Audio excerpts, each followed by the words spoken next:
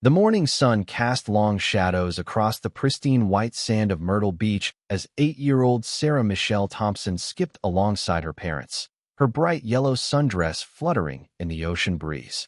It was July 15th, 1977, and the Thompson family had driven down from Charlotte, North Carolina, for what they hoped would be the perfect summer vacation. Sarah's laughter rang out across the beach as she chased seagulls, her auburn pigtails bouncing with each step, while her parents, David and Margaret Thompson, watched with the kind of pure joy that only comes from seeing your child completely happy. Before we dive into this incredible story, drop a comment below and tell us where you're watching from. Enjoy the story. The Thompsons had saved for months to afford this week-long beach vacation. David worked double shifts at the textile mill, while Margaret took on extra seamstress work in the evenings. Also, they could give their only child the kind of magical summer memory they'd never had growing up. Sarah had been counting down the days on her bedroom calendar, marking each one with a bright red X, her excitement building with every passing day. "Mommy, can we build the biggest sandcastle in the whole world?" Sarah asked, tugging on Margaret's cotton dress as they found their spot on the crowded beach. Her brown eyes sparkled with anticipation as she surveyed the endless expanse of sand before them. "We can certainly try, sweetheart," Margaret replied, smoothing down Sarah's hair as the ocean wind tousled it. She pulled out the bucket and shovel set they'd bought at the five-and-dime store back home, watching as Sarah immediately began digging with the determination that only children possess. David spread out their faded beach blanket and set up the small cooler Margaret had packed with sandwiches and lemonade. The beach was bustling with families enjoying the summer day, children running in and out of the waves, teenagers playing volleyball, couples walking hand in hand along the water's edge. It was the picture-perfect beach scene they dreamed of sharing with their daughter. For the first 3 hours, everything was exactly as it should be. Sarah built her sandcastle with architectural ambitions that far exceeded her 8-year-old engineering skills, requiring frequent assistance from her parents. She collected shells, chased hermit crabs, and squealed with delight every time the waves tickled her toes. Margaret captured it all with their Kodak Instamatic camera, wanting to preserve every precious moment. Around noon, Sarah announced she was hungry, and the family gathered on their blanket for lunch. Margaret had packed Sarah's favorite, peanut butter and jelly sandwiches cut into triangles, just the way she liked them. Sarah chattered excitedly about all the things she wanted to do that afternoon. Find a sand dollar, learn to body surf, maybe even convince her parents to take her on the pier to see the fisherman. "Can I go play with those kids over there?" Sarah asked, pointing to a group of children who were building an elaborate sand fort about 50 yards down the beach. Margaret looked over and saw 3 or 4 children around Sarah's age, supervised by what appeared to be their parents sitting nearby under a large umbrella. "Stay where we can see you, sweetheart," Margaret called out as Sarah skipped away, her yellow dress bright against the sand. "Don't go near the water without us." David dozed in the warm afternoon sun while Margaret kept one eye on Sarah and the other on her romance novel. Every few minutes, she'd glance up to check on her daughter, watching as Sarah enthusiastically helped the other children dig moats and build towers. The children seemed to welcome her immediately, and Margaret smiled to see her sometimes shy daughter making friends so easily. At 2:30 p.m., Margaret looked up from her book to check on Sarah and felt her heart skip a beat. The group of children was still there, still playing in the sand, but Sarah's distinctive yellow dress was nowhere to be seen. "David," Margaret said, shaking her husband's shoulder. "David, wake up. Where's Sarah?" David sat up quickly, his eyes scanning the beach. "She was just over there with those kids. Maybe she's behind their sand fort." Margaret was already on her feet, walking quickly toward the group of children. "Excuse me," she called to the parents under the umbrella. "Have you seen a little girl in a yellow dress? She was playing with your children." The woman looked up from her magazine with a confused expression. "I'm sorry, I haven't seen any little girl in yellow. My kids have been playing by themselves all afternoon." Margaret's blood ran cold. "But she was right here, playing with them. I saw her." "Ma'am, I've been watching my children the whole time. There hasn't been another child with them." David had joined them now, his face pale with growing panic. "Sarah," he called out, his voice carrying across the beach. "Sarah Michelle." They began searching frantically, calling Sarah's name as they checked behind every umbrella, every beach chair, every sand dune. Other beachgoers joined in when they heard the panic in the parents' voices. Within minutes, dozens of people were combing the beach, calling for a little girl in a yellow dress. "She knows not to go in the water alone," Margaret kept repeating, as if saying it would make it true. "She's a good swimmer, but she knows the rules. She wouldn't go in without us." The lifeguards were alerted, and they began scanning the ocean with binoculars while other guards searched the dunes and the area around the pier. The beach patrol was called, and within an hour, police officers had arrived to coordinate the search effort. Detective Ray Morrison had been working missing persons cases for 12 years, but something about the Thompson case immediately struck him as different. 8-year-old children don't simply vanish from crowded beaches in broad daylight. There are always witnesses, always someone who saw something. But as he interviewed beachgoer after beachgoer, a disturbing pattern emerged. No one remembered seeing Sarah Thompson at all. "You're sure she was wearing a yellow dress?" Detective Morrison asked Margaret for the third time as they sat in the beach patrol station that evening. "Bright yellow with little white flowers," Margaret replied, her voice hoarse from crying and calling Sarah's name. "I bought it for her special for this trip. She was so excited to wear it." David sat beside his wife, his arm around her shoulders, staring blankly at the floor. "She was right there," he kept saying. "Right there on the beach. How does a child just disappear?" The search continued through the night and into the next day. Coast Guard helicopters flew grid patterns over the ocean while dive teams searched the waters near the shore. Volunteers walked the beach in organized lines, checking every possible hiding spot. Local news stations picked up the story, broadcasting Sarah's photo and description across the Carolinas. But as the days passed with no sign of Sarah, the harsh reality began to set in. Children who vanish without a trace rarely come home. The Thompsons remained in Myrtle Beach for 2 weeks, long past their planned vacation, refusing to leave without their daughter. Margaret spent her days walking the beach, showing Sarah's photograph to anyone who would look, while David worked with police to coordinate search efforts and follow up on tips that came in from the media coverage. "We've had over 200 tips called in," Detective Morrison told them during one of their daily briefings. "We're following up on every single one." Someone in a yellow dress was spotted at a gas station in Conway. Another witness thinks they saw her at a restaurant in North Myrtle Beach. "We're checking everything." But each lead turned out to be a dead end. The girl at the gas station was a local child whose mother had dressed her in yellow that day. The restaurant sighting was a case of mistaken identity. One by one, hope faded with each false alarm. The most promising lead came from a fisherman named Bobby Jenkins, who claimed he'd seen a man carrying a sleeping child in a yellow dress toward the parking lot around 3 p.m. on the day Sarah disappeared. But when police brought Bobby in for a formal interview, his story changed. First, he wasn't sure about the time. Then he wasn't sure about the dress color. Finally, he admitted he'd been drinking that afternoon and might have imagined the whole thing. "I just wanted to help," Bobby told Detective Morrison with tears in his eyes. "That poor family. I thought maybe I'd seen something, but I can't be sure of anything anymore." As the investigation stretched into its 3rd week, the Thompsons were gently encouraged to return home to Charlotte. The search would continue, they were assured, but there was nothing more they could do in Myrtle Beach. The drive home was the longest 4 hours of their lives. Sarah's car seat sat empty in the back, her beach toys and souvenirs still packed in her little suitcase. Margaret clutched Sarah's favorite stuffed rabbit, which they'd found in their hotel room, forgotten in the chaos of that terrible day. Back in Charlotte, the Thompsons' modest home felt impossibly empty. Sarah's bedroom remained exactly as she'd left it, her bed unmade from the excitement of their early morning departure, her clothes scattered on the floor, her walls covered with drawings of beaches and seashells she'd made in anticipation of their vacation. David returned to work at the textile mill, but his heart wasn't in it. His co-workers whispered among themselves, unsure how to act around a man whose child had simply vanished. Some offered awkward condolences, others avoided him entirely, as if losing a child might be contagious. Margaret couldn't bring herself to return to her seamstress work. Instead, she threw herself into the search for Sarah with an intensity that worried her family and friends.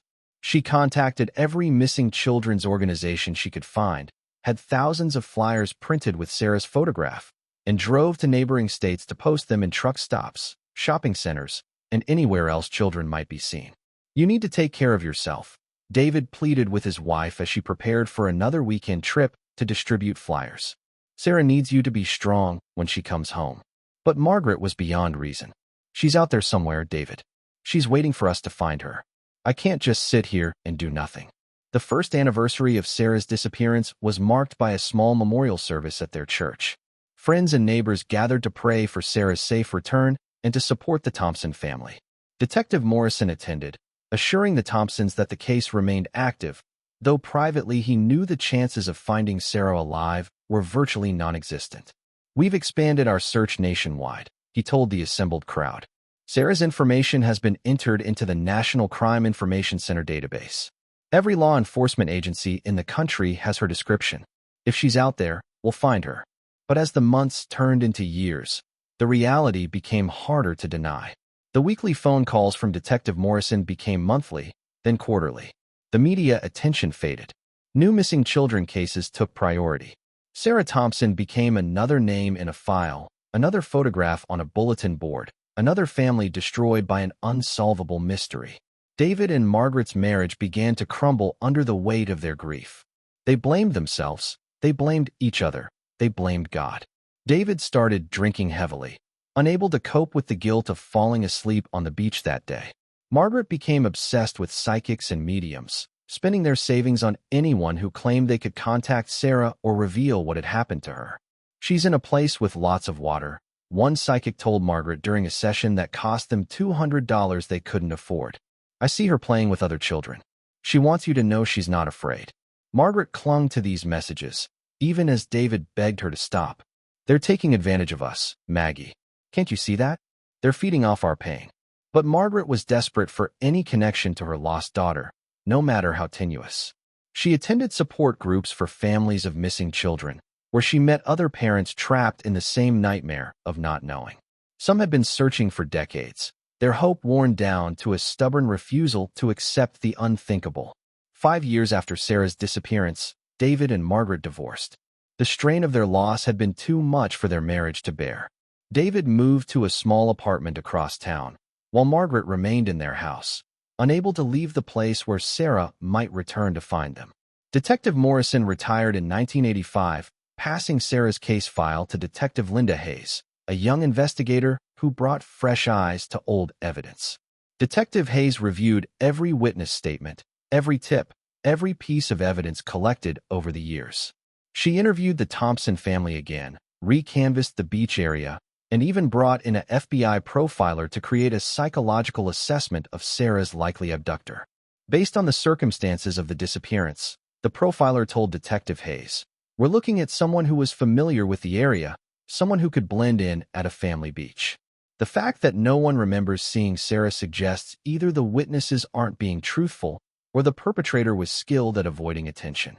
Detective Hayes focused her investigation on registered sex offenders who had been in the Myrtle Beach area during the summer of 1977. She identified 17 men who fit the basic profile, but most had solid alibis or had been eliminated during the original investigation. 2 had died in the intervening years, taking any secrets they might have held to their graves. The case file grew thicker with each passing year, filled with false leads, mistaken identities, and the desperate hopes of a mother who refused to give up. Margaret Thompson called the police department every month on the 15th, the anniversary of Sarah's disappearance, asking if there were any new developments. Detective Hayes always took her calls, always treated her with patience and compassion, even when there was nothing new to report. "I know she's still out there," Margaret would say during these calls. "A mother knows these things. I can feel it in my heart." Detective Hayes never had the heart to tell Margaret what she really believed, that Sarah Thompson had been dead for years, her body hidden so well it might never be found. The statistics were brutal and unforgiving. Children who vanish without a trace are almost never found alive after the first 48 hours. In 1990, 13 years after Sarah's disappearance, Margaret Thompson suffered a massive heart attack while hanging missing person flyers at a shopping mall in Columbia, South Carolina. She was found by a security guard, clutching Sarah's photograph to her chest. She survived, but her doctor told her that her heart had been weakened by years of stress and grief. "You need to find a way to let go," Dr. Patterson told her gently. "This obsession is killing you, Margaret. Sarah wouldn't want that. But Margaret couldn't let go. Even from her hospital bed, she was making plans for the next search, the next lead to follow, the next psychic to consult. She had devoted her entire life to finding her daughter, and she couldn't imagine any other existence. David visited her in the hospital, the first time they'd spoken in years. He looked older, grayer, worn down by his own grief and guilt. "Maybe it's time to accept that she's gone, Maggie," he said softly. "Maybe it's time to try to live again." "She's not gone," Margaret replied with the same fierce determination she'd maintained for 13 years. "She's waiting for us to find her. I won't abandon her." David left the hospital that day knowing that Margaret would never stop searching, never stop hoping, never stop believing that somewhere out there, their little girl was waiting to come home. The 1990s brought new technology to law enforcement. DNA testing became more sophisticated, computer databases more comprehensive, communication between agencies more efficient. Detective Hayes submitted evidence from Sarah's case to the state crime lab, hoping that advances in forensic science might reveal something that had been missed in 1977. But there was precious little physical evidence to test. Sarah had vanished so completely that she might as well have been erased from existence. No clothing, no personal items, no trace of her presence beyond the memories of her parents and the fading photographs in the case file. In 1995, Detective Hayes received a call that made her heart race with possibility. A construction crew working on a new hotel development near Myrtle Beach had uncovered what appeared to be human remains buried in a wooded area about 2 miles from the beach where Sarah had disappeared. The remains were those of a child, approximately 8 to 10 years old, who had been buried for many years. Detective Hayes immediately thought of Sarah Thompson and several other missing children cases from the 1970s and 1980s. But when the forensic anthropologist examined the remains more closely, they determined the child had been male, not female, and had been buried much more recently than 1977. The discovery led to the solution of a different case. A boy who had disappeared in 1987, but it wasn't Sarah. Detective Hayes had to make the difficult phone call to Margaret Thompson, who had rushed to Myrtle Beach as soon as she heard about the discovery. "I'm sorry, Mrs. Thompson," Detective Hayes said gently. "It's not Sarah, but we're not giving up. We'll never give up." Margaret nodded, trying to hide her disappointment. She had allowed herself to hope, to imagine that finally, after 18 years, she would have answers.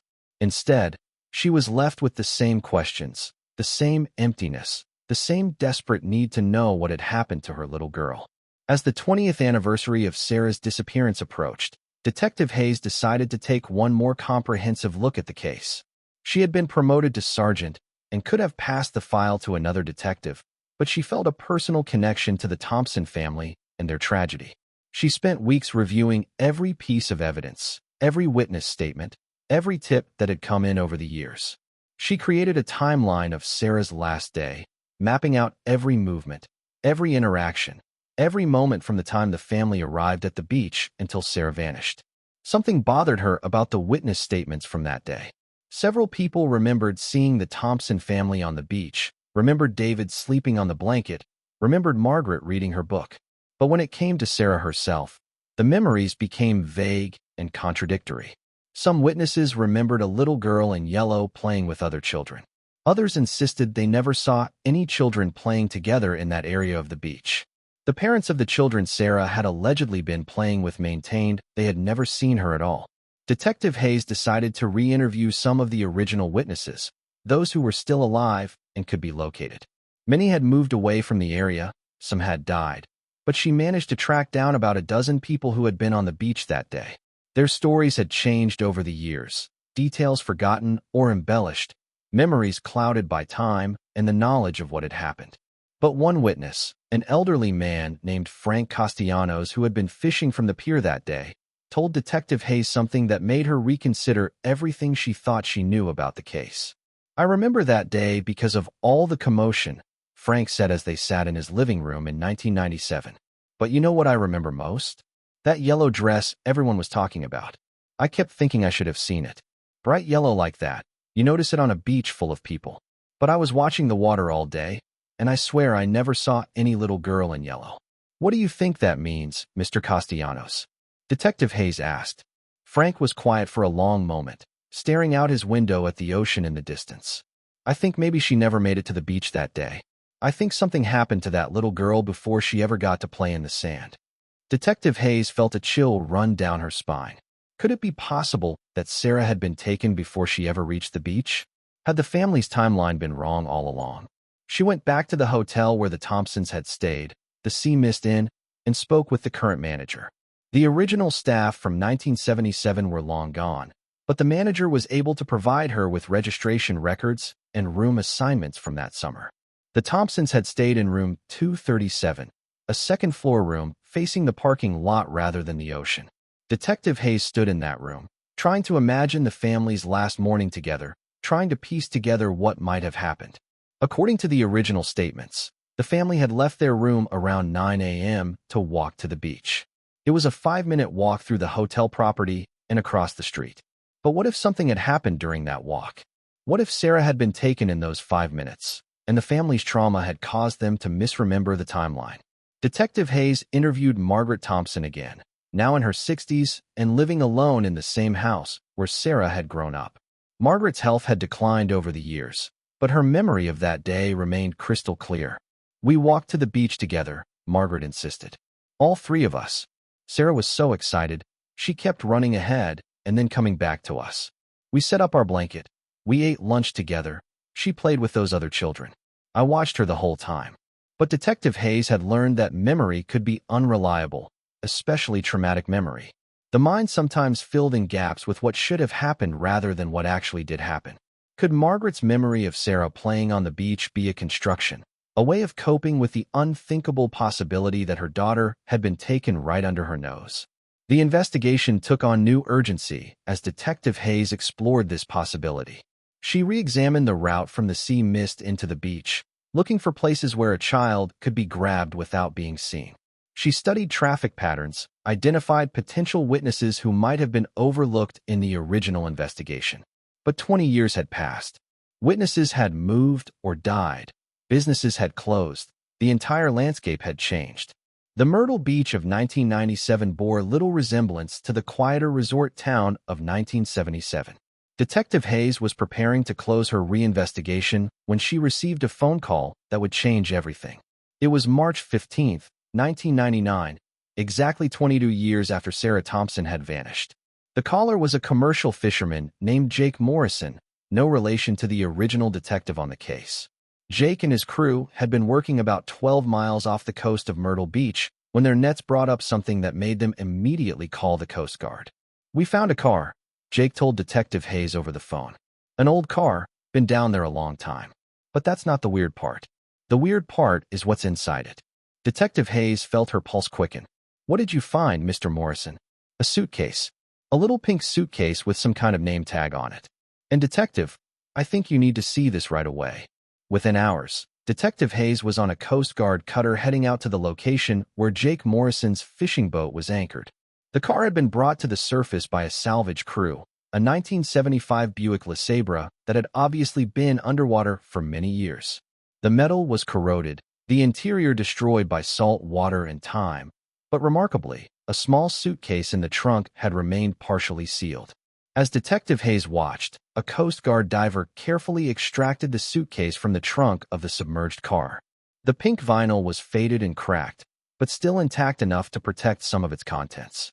And there, tied to the handle with a piece of yarn that had somehow survived 2 decades underwater, was a luggage tag with a name written in a child's careful handwriting: Sarah Michelle Thompson. Detective Hayes felt her knees go weak. After 22 years, they had found the first concrete evidence of what had happened to Sarah Thompson. The suitcase was carefully transported to the state crime lab, where forensic experts began the painstaking process of examining its contents.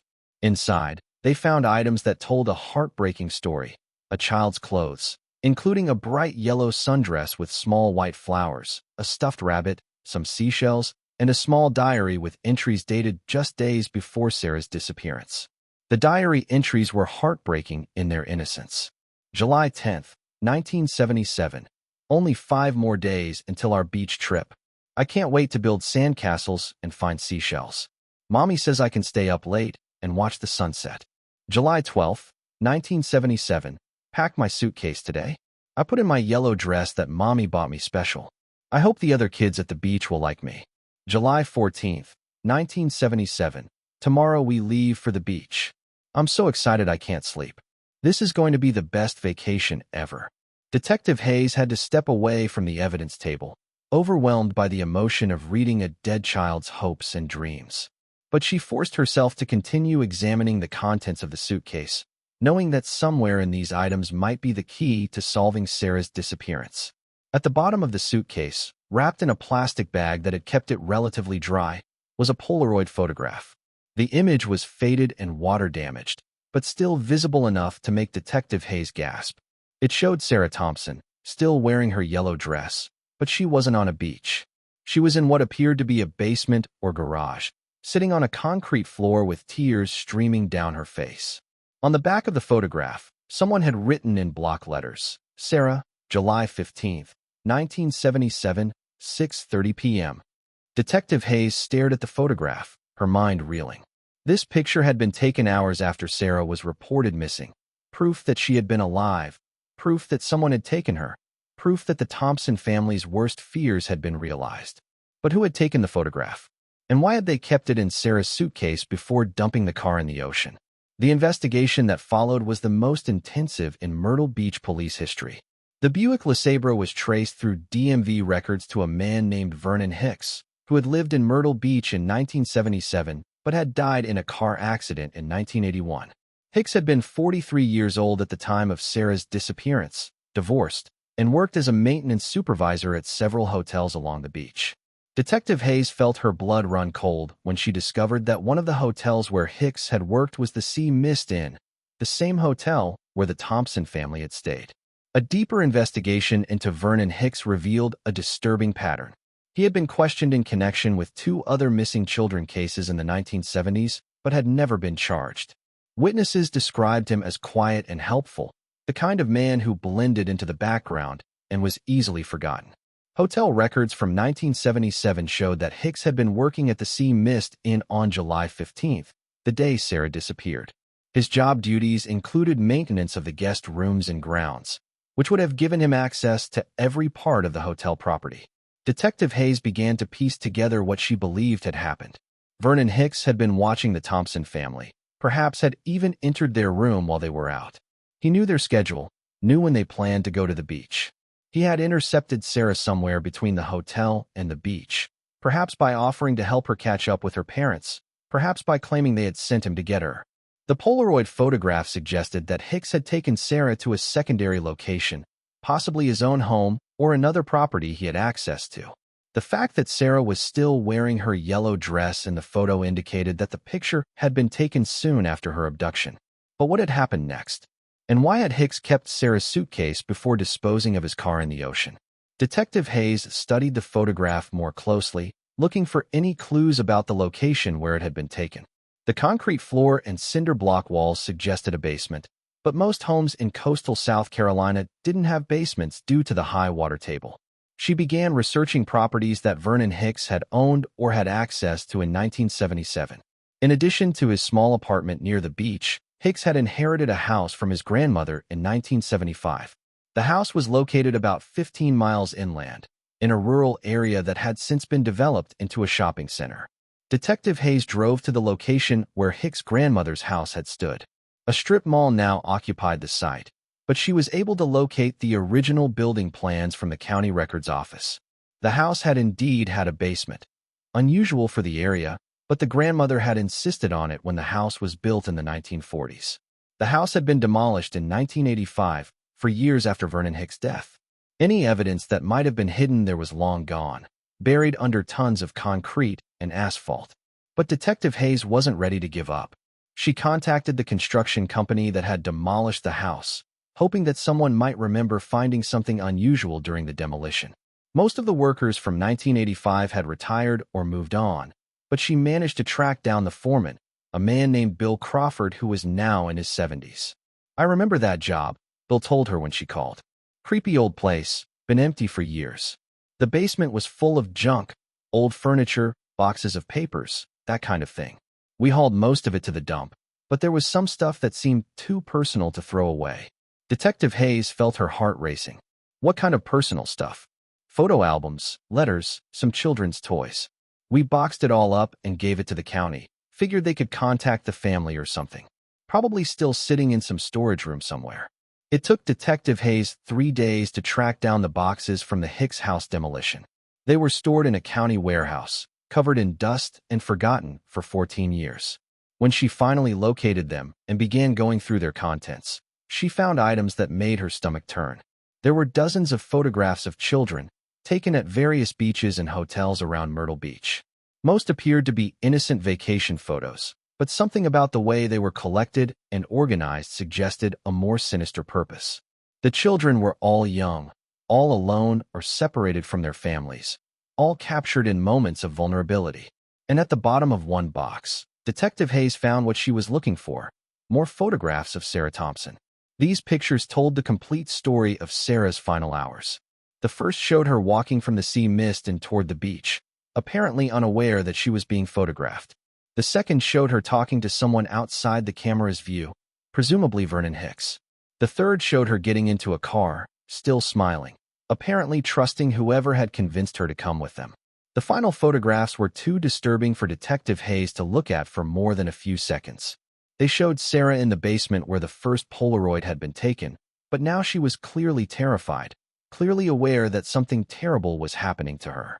The last photograph in the sequence showed Sarah's yellow dress, torn and discarded on the concrete floor. Detective Hayes had to step outside the warehouse and take several deep breaths before she could continue her examination of the evidence. She had solved hundreds of cases during her career, but nothing had prepared her for the raw evil she was seeing in these photographs. She called Margaret Thompson that evening, dreading the conversation she had to have. "Mrs. Thompson, this is Detective Hayes. I need you to come to the station tomorrow morning. We've found Sarah." Margaret's voice was barely a whisper. Is she alive?" Detective Hayes closed her eyes, wishing she could give a different answer. "No, ma'am. I'm sorry, but we know what happened to her now. We know who took her, and we can finally give her the burial she deserves." The next morning, Margaret Thompson sat in Detective Hayes' office, looking frielier than her 61 years. David Thompson was there too, the first time the divorced couple had been in the same room in years. Detective Hayes explained what they had found, showed them the evidence that proved their daughter had been murdered by Vernon Hicks 22 years earlier. "Where is she?" Margaret asked, her voice hollow with grief. "Where is Sarah's body?" Detective Hayes had been dreading this question. "We believe she's buried somewhere on the property where Hicks' grandmother's house used to stand. The house was demolished in 1985, and the area is now a shopping center. We're going to do everything we can to locate her remains, but it's going to be difficult." Margaret nodded, tears streaming down her face. After 22 years of not knowing, she finally had answers. They weren't the answers she had prayed for, but they were the truth. "At least we know," she whispered. "At least we know she's not out there somewhere, afraid and alone." The search for Sarah's remains began immediately. Ground-penetrating radar was used to scan the area beneath the shopping center, looking for any anomalies that might indicate a burial site. The search was complicated by the concrete foundations and underground utilities that had been installed since 1985, but Detective Hayes was determined to find Sarah and bring her home. After 3 weeks of searching, the radar detected something unusual beneath the parking lot behind what was now a shoe store. Excavation began immediately, with archaeologists and forensic experts carefully removing layers of asphalt and concrete. 10 feet below the surface, they found her.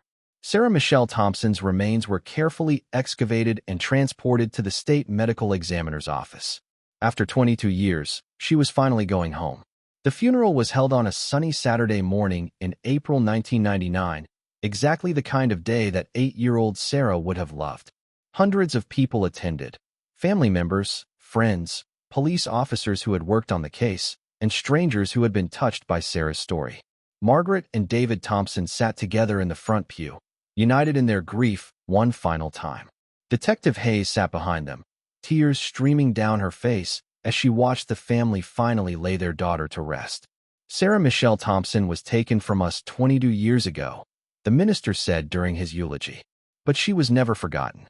Her family never stopped looking for her, never stopped loving her, never stopped believing that someday they would bring her home. Today, that long journey is finally over."